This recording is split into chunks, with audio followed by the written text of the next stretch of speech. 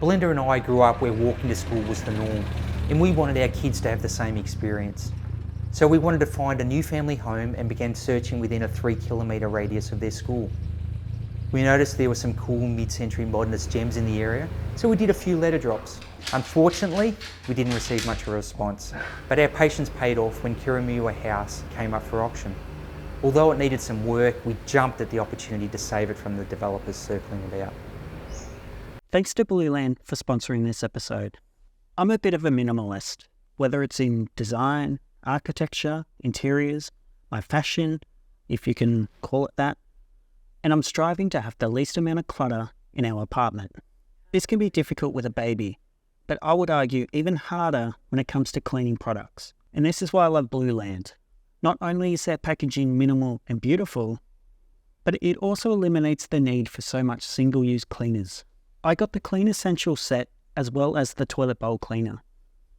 This set comes with everything you need for your cleaning routine, with a multi-surface cleaner, bathroom cleaner, glass and mirror cleaner, and hand soap. There is no single-use plastic, and they all use naturally derived ingredients without parabens, phosphates, ammonia, VOCs, and other nasty chemicals, keeping our home nice and healthy for little dweller.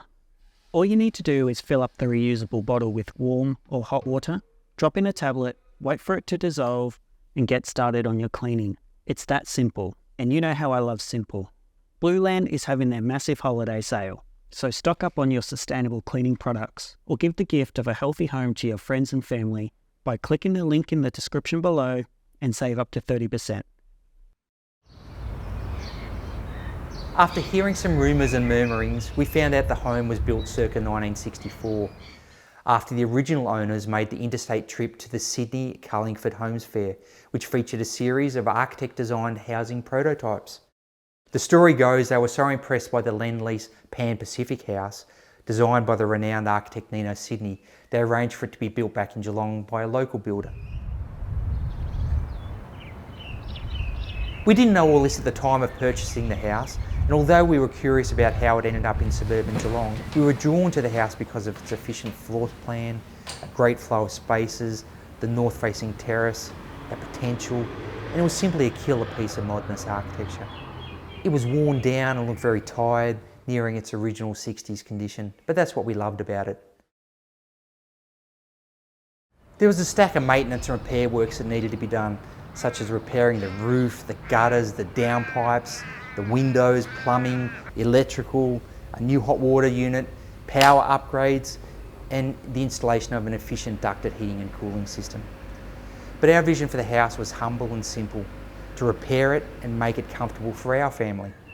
It was never a project for Studio 101 to add their stamp on, nor to renovate and flip. After making those much needed repairs, we could see a path forward and planned for a subtle and sensitive renovation to further improve the livability.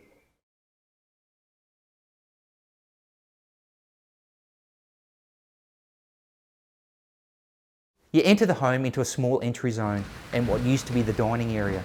This has since become our library and dedicated home office space, which comes off the sunken lounge room. To the south, we reworked the wet areas to provide greater flexibility, including a two-way bathroom and an ensuite. This may shock a lot of people, but a family of 4 can survive with only 1 bathroom, but only just. We expanded our main bedroom to include a walk-in robe, and each of the 3 bedrooms now have a direct link to the landscape, with new doors and timbered windows and decking. The kitchen was largely left untouched, with new appliances and fittings integrated into the original joinery. But, like most architects' own homes, the design thingy is never complete, so I'm already planning the next stage of works. The original materials palette, although not in the best shape, was incredibly enriching. Externally, the main material was face brickwork with slate stone feature at the entry and breezeway blocks in the carport and terrace. We repaired and cleaned these materials while adding some new timber cladding, screening, decking and some new windows and glazed doors. A little more attention and consideration was needed for the interiors to uncover and enhance the original materials. The blockwork wall in the lounge was hidden behind a thick coat of paint, but sandblasting it brought it back to its former glory. The original mosaic tiles in the wet areas were cleaned and retained, with new simple and unobtrusive tiles added where required. The timber columns and roof beams were stripped and restained, highlighting the structural elements of the mid-century home. And finally, we added new Scandinavian timber oak flooring through the living spaces and new carpet to the bedrooms. There's a fine line between renovation, restoration and total transformation. And my philosophy when it comes to these types of projects is to research and review the existing qualities of the house. We can then rationalise what should be saved and restored and what elements need to be demolished and renewed. For Kirramuir House, it wasn't about historically restoring the house into a museum piece from the 60s. It was about providing a home for our family.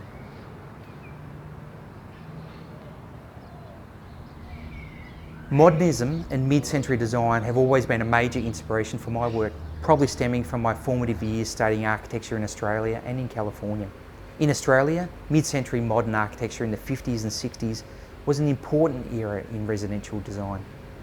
Rather than the regressive terrace houses, which are better suited for the Northern Hemisphere, modernist architecture took a leap forward for design better suited to the Australian climate and lifestyle.